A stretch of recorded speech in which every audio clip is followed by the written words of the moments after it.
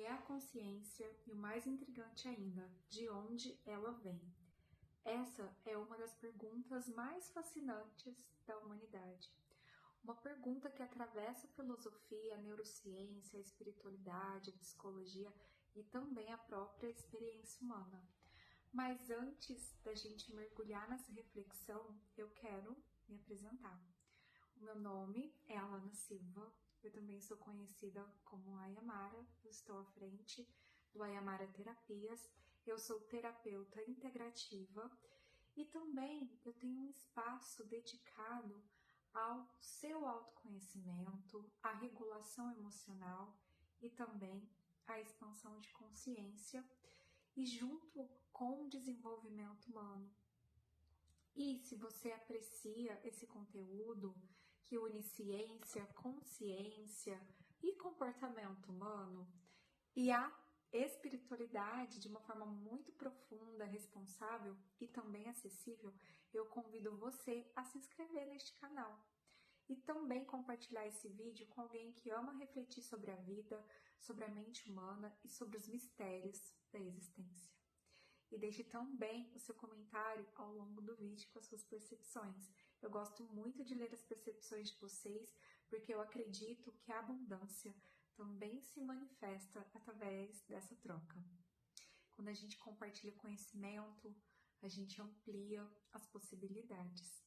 E quando a gente compartilha as reflexões, a gente também amplia a nossa consciência. E quando a gente compartilha algo que também nos transformou, a gente pode ajudar as outras pessoas a iniciarem as suas próprias jornadas, de se tornar o seu próprio mestre. Então, eu quero deixar uma pergunta para você responder nos comentários. O que você acredita que seja consciência? Será que ela é produzida pelo cérebro? Ou existe algo além daqui que a gente consegue medir? Guarde essa pergunta aí com você, porque no final desse vídeo nós vamos voltar a ela. Hoje eu quero conversar com você sobre uma pergunta que talvez seja uma das perguntas mais importantes que a humanidade já fez. O que é a consciência? E mais intrigante ainda, de onde ela vem. Porque quando nós observamos a história da humanidade, nós percebemos algo muito curioso: as grandes descobertas, as grandes obras de arte e também os grandes avanços científicos, os grandes insights espirituais. E raramente surgiram em alguns momentos de caos mental. Eles parecem surgir em momentos de silêncio, de contemplação, de presença e também de conexão. Isso sempre me chama muita atenção. Talvez porque eu tenha vivido isso muitas vezes na minha própria experiência e muitas dessas percepções profundas que eu já tive, elas vieram quando eu estava tentando desesperadamente encontrar uma resposta. Elas não estavam nesse lugar, mas elas apareceram quando eu parei de procurar. Elas vieram nos momentos que eu estava mais meditativa, mais contemplativa e introspectiva, nas minhas caminhadas silenciosas. Sabe momentos que a gente solta? Esses momentos que a gente vê que a mente desacelerou e algo simplesmente parece que emerge. E é justamente sobre isso que eu quero falar hoje. Sobre a genialidade, sobre a inspiração e também sobre um estado de ondas cerebrais chamado estado alfa, sobre um pouco do nosso inconsciente, sobre o que o Carl Jung chamou de inconsciente coletivo e também que algumas tradições espirituais chamam de registros akáshicos. E sobre uma pergunta que continua sem resposta definitiva até hoje. De onde será que vem a consciência? E o mais interessante é que existem registros históricos que desafiam uma explicação simples com toda certeza. E ao longo da história, diversas pessoas chegaram às mesmas ideias, praticamente ao mesmo tempo, vivendo em lugares diferentes, sem contato uma com as outras. Newton e Leibniz, eles desenvolveram um cálculo de uma forma praticamente simultânea. E dentre essas descobertas, Darwin e Alfred Wallace, eles chegaram também às mesmas conclusões sobre a evolução. E diversos inventores trabalharam em tecnologias semelhantes em praticamente na mesma época. Mas isso aconteceu tantas vezes que alguns historiadores da ciência, eles deram nome para esse fenômeno. Descobertas múltiplas independentes. Mas isso leva a uma questão muito mais fascinante. Essas pessoas criaram essas ideias ou elas acessaram algo que já estava disponível? Você já se questionou? Eu não estou afirmando que não existe nenhuma resposta que seja totalmente verdadeira, eu só estou levantando aqui uma pergunta. Porque talvez exista um momento oportuno para certas ideias surgirem.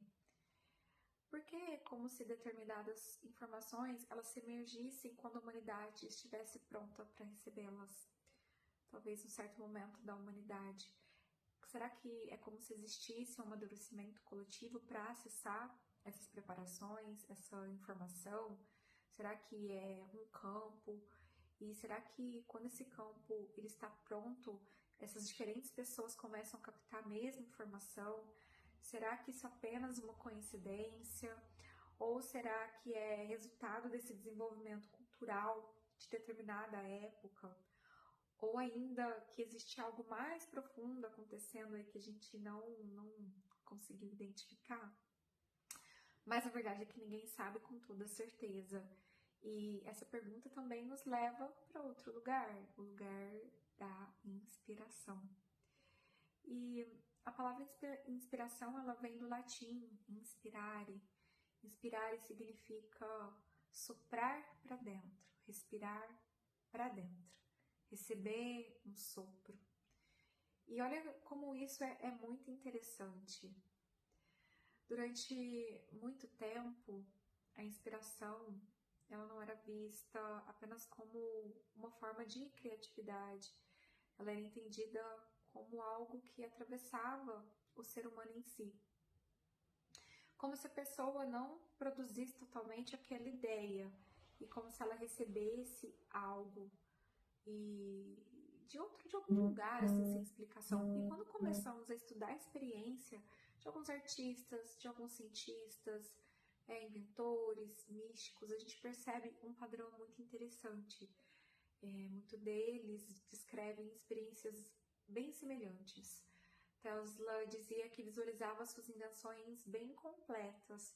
Mozart já relatava ouvir composições inteiras antes de escrever. Jung falava sobre esse contato com conteúdos vindo do inconsciente, desse tal de inconsciente coletivo. E muitos escritores relatam essa sensação que não está criando uma história, mas que eles já estão descobrindo algo que já existe.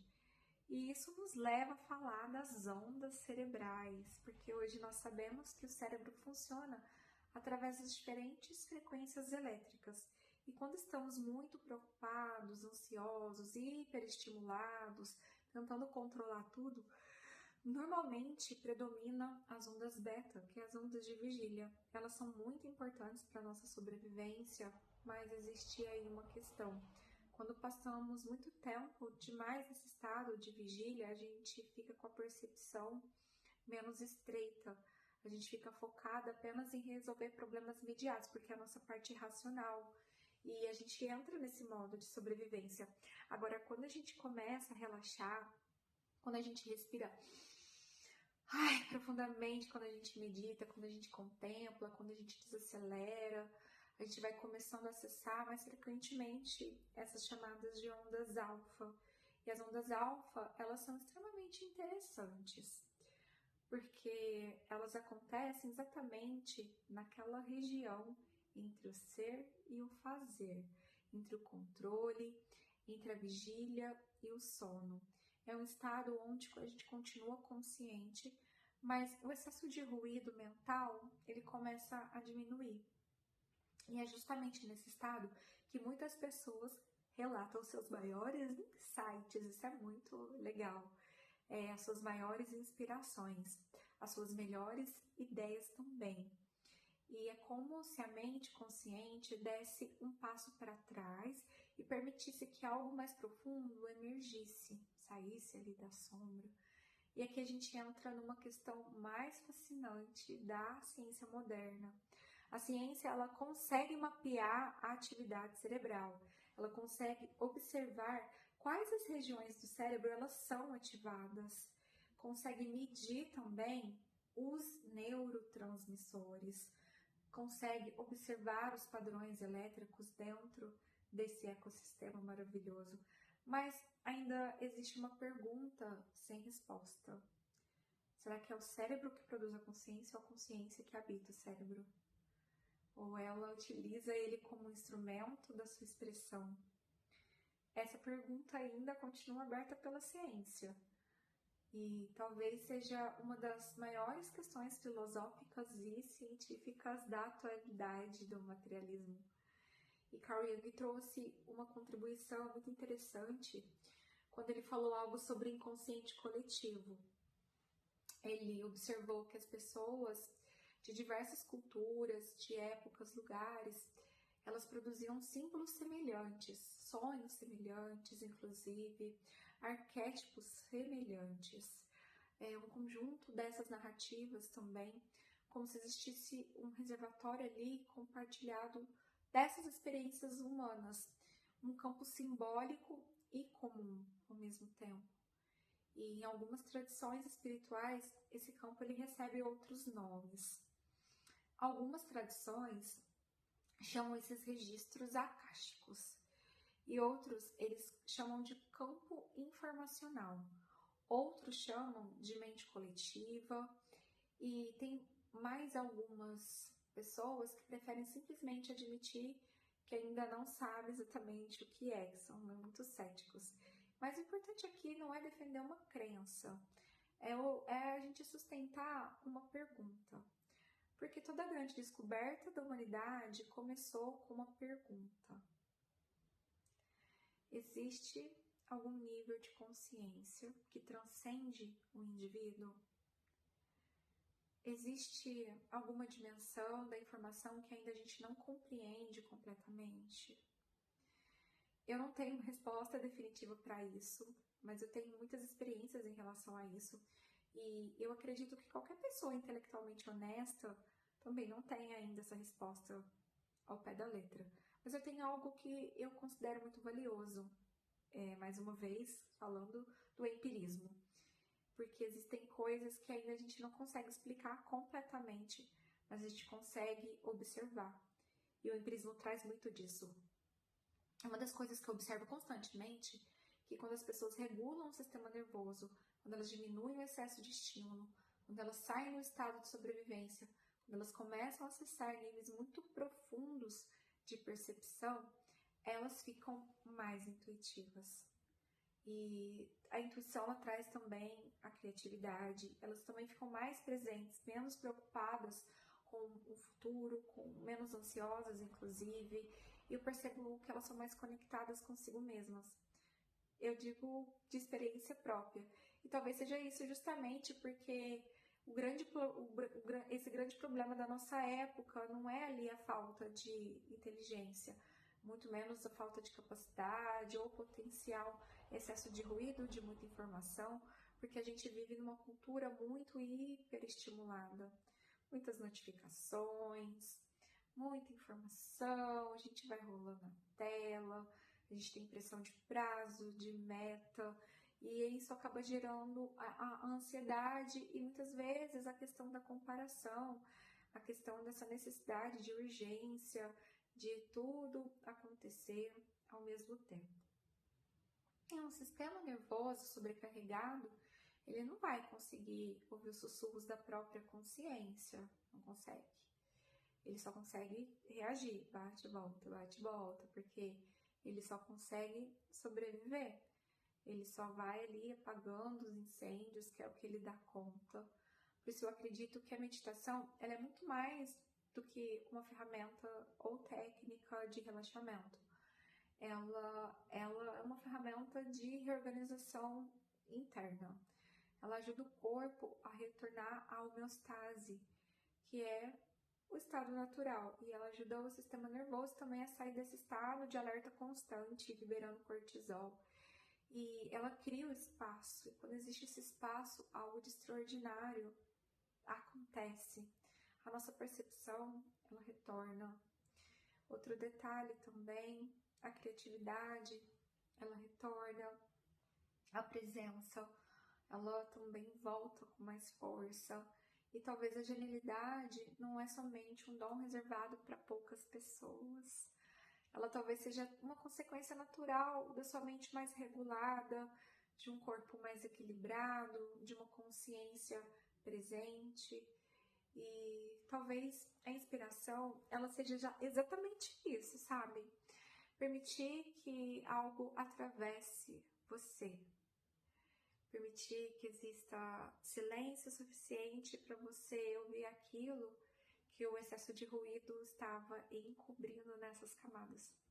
E agora nós voltamos à pergunta que eu deixei no início do vídeo: o que é a consciência? E, mais intrigante ainda, de onde ela vem?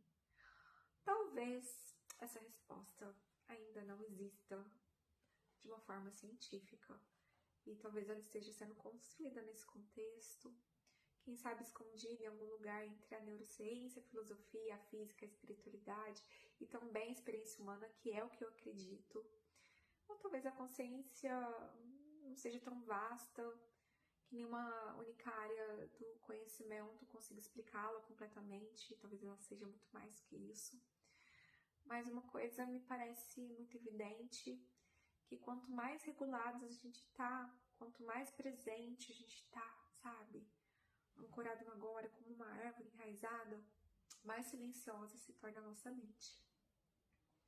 E mais próximos também nós ficamos dessa experiência direta. E mais próximos ficamos de nós mesmos. E justamente esse trabalho que eu realizo, hoje eu ajudo as pessoas a retornarem para o próprio eixo. Eu ajudo as pessoas, principalmente mulheres, a regularem seu sistema nervoso. Eu ajudo as pessoas a encontrarem a clareza em meio desse caos. Porque cada pessoa está vivendo um momento diferente da sua vida. E cada mente possui necessidades bem diferentes. E cada sistema nervoso possui uma história diferente. Então, cada ser é único e eu trato a pessoa como um ser único que é. E por isso eu trabalho com acompanhamento terapêutico, com uma sessão de diagnóstico, para compreender exatamente onde você está e quais práticas podem te ajudar a você acessar mais equilíbrio, mais presença, mais clareza e mais conexão com você mesmo. Porque nem toda meditação serve para todo mundo, claro. Cada pessoa está num estágio diferente da jornada, eu respeito muito isso. E se você está sentindo que chegou no momento de aprofundar essa conexão consigo mesmo, as informações estão aqui na descrição, mas antes de ir embora, eu quero ler a sua percepção. Então, o que você acredita que seja consciência? Ela nasce no nosso cérebro? Ou o cérebro é apenas uma interface, uma ferramenta através da qual ela se manifesta? Compartilhe sua visão aqui nos comentários. E eu vou adorar continuar essa conversa com você, se fizer sentido, a sessão diagnóstico. Um grande abraço e até o nosso próximo vídeo.